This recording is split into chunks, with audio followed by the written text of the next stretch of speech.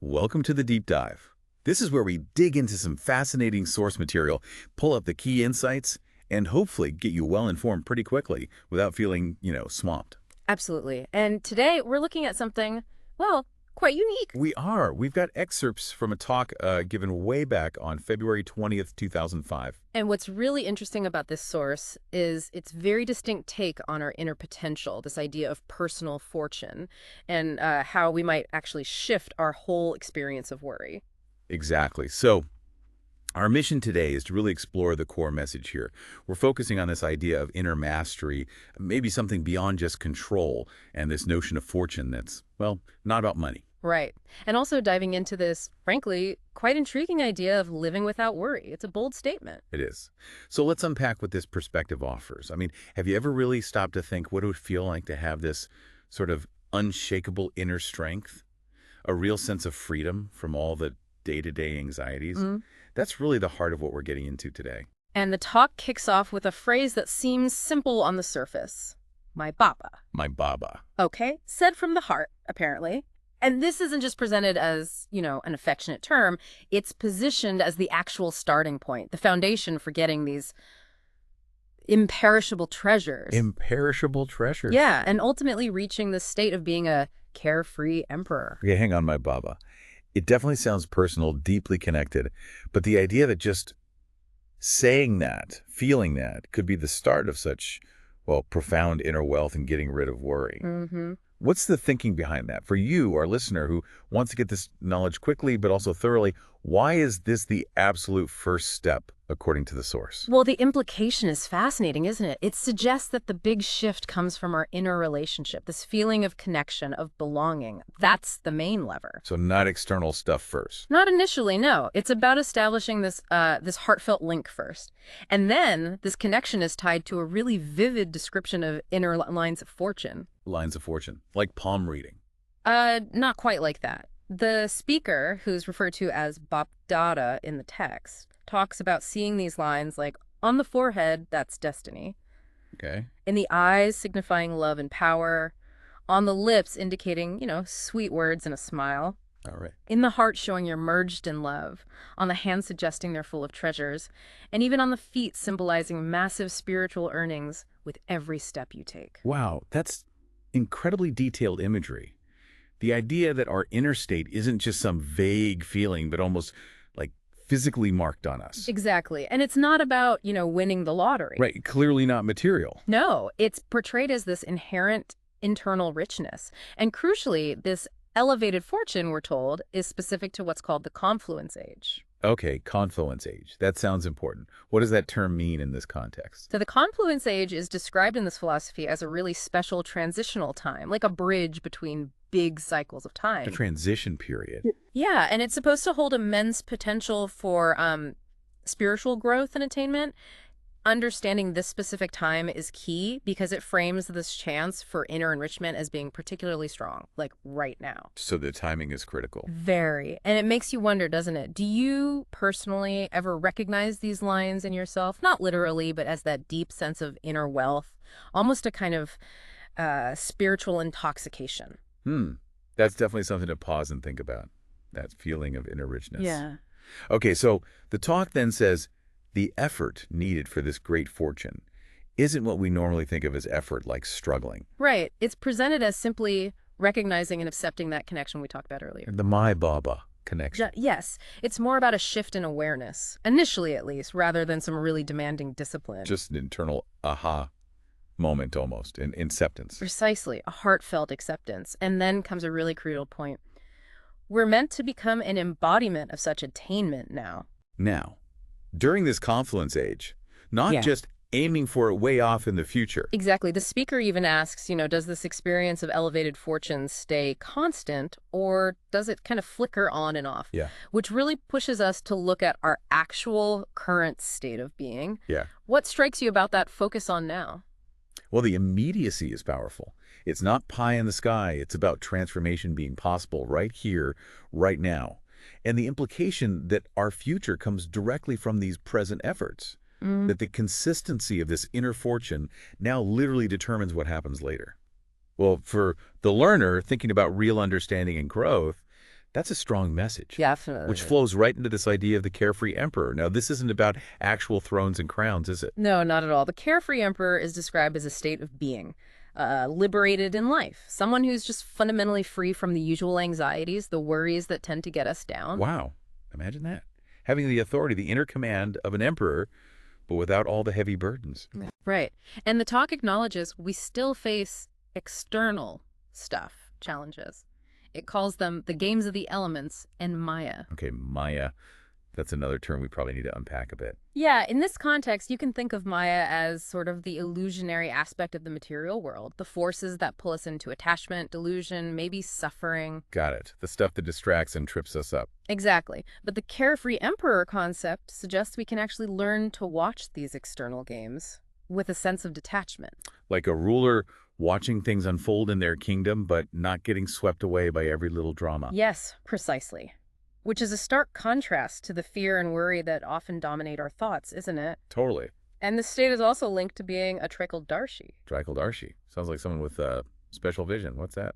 A Trakeldarshi is described as someone who knows the three aspects of time. Past, present, and future. Exactly. Past, present, and future. And having this kind of comprehensive understanding is said to foster a fixed faith. Fixed faith. In what? In the ultimate positive outcome. And a clear vision of what's called a coming golden age. A future time of peace and harmony. Ah. Okay, so it's this deep knowledge, this perspective on time. Yes. Knowledge presented as coming from the Creator. That allows for this freedom from worry. Because you sort of know how the story ends, in a way. That seems to be the idea. It's the ultimate antidote to worry, according to the text. Knowledge and faith combined. Interesting. Okay, so the talk then pivots a bit towards community. It mentions loving, cooperative individuals who have reached their own home. What's that about? Well, it seems to highlight that this isn't just a solo journey. It acknowledges others who are embodying these principles. And the mention of attendees from 50 countries, that really underlines the global nature of this message. Right, it wasn't just a local thing. No. And there's even this interesting question posed about whose love is greater, the father's for the children or the children's for the father. On game. And the amp. The father figure suggests the children's love is greater because of the effort they make to connect, sometimes coming from geographically or maybe spiritually furthest away from a place called Paramdam. Premdom.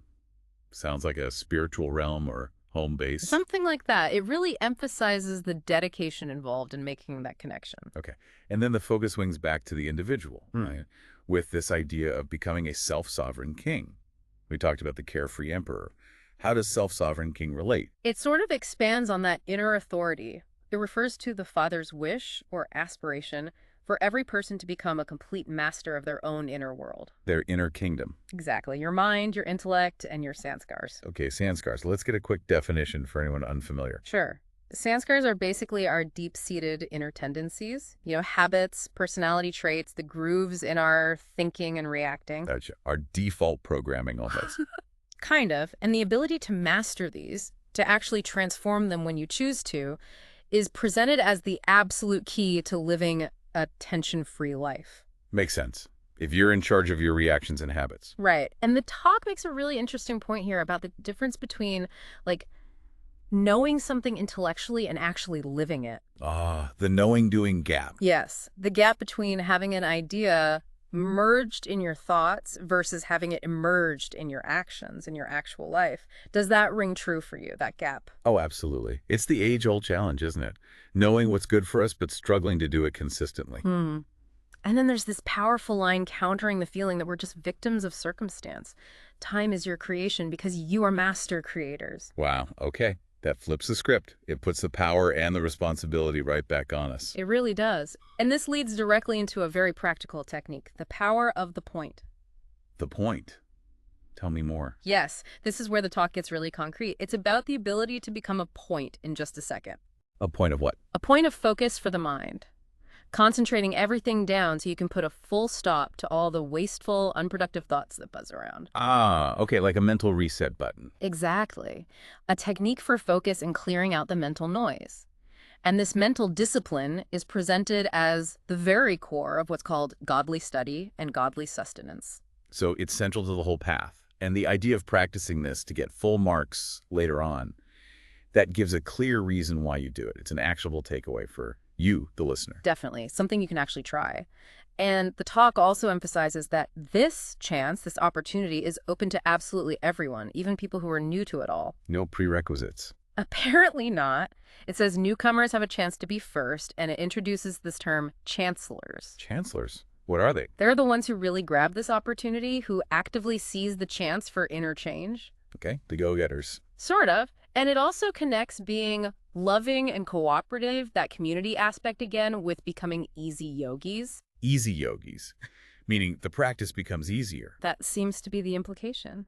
And people who share this message of easy yoga, helping others find freedom from sorrow and peacelessness, they're called messengers. Highlighting the importance of sharing it. Yes, and emphasizing the internal happiness you get from giving happiness to others. That's a pretty universal principle, isn't it? It really is. So it's a very inclusive message. Spiritual growth isn't just for a select few. Right. And then there's this beautiful image shared about teachers. Oh, yeah. That teachers are the ones through whom the future, this better future, is visible. That they radiate happiness and peace almost like angels. That's a lovely thought. Yeah. It reinforces the idea that this inner change actually it has an outward effect. Exactly. And that anyone with faith can reach a state of being, well, equal to the Father, it says, no matter what their external life looks like. Very empowering. So as it wraps up, the talk gives a blessing, right, about a flying stage. Yes, attaining the flying stage through balancing remembrance, that connection, and service to others. And the flying stage means? It seems to signify the state of spiritual lightness, of freedom, being able to rise above all the mental clutter, the waste thoughts, the attachments, and claiming your right to your inherent spiritual nature, your inner kingdom. And this comes through that balance, consistent remembrance and selfless service. Remembrance and service. Got it. And the slogan provided sums it up nicely. The form of the sustenance of God's love is an easy yogi life. So feeling that love makes the path easy. That's the connection. Living in that love is the easy path. And finally, there's an aviact signal or subtle hint. Which is? To adopt the personality of spiritual royalty and purity within yourself, how you carry yourself internally. Okay, so pulling all these threads together from this 2005 talk, it really lays out this path to inner mastery, starting with that core recognition, that connection. Yeah, by Baba. Then grabbing the unique chance of this confluence age to build up that inner fortune, that inner wealth. Right, becoming an embodiment now. And aiming for this state of being a carefree emperor through self-mastery, knowing the bigger picture, having faith, and using practical tools like the point. And not forgetting the importance of sharing that peace and happiness with others, too. That's woven throughout. It really does offer a different lens, doesn't it? A whole different way to look at life's challenges and possibilities, shifting the focus from outside in to inside out. Absolutely. A deep internal transformation is really the core message. Which leads us to a final thought for you, our listener.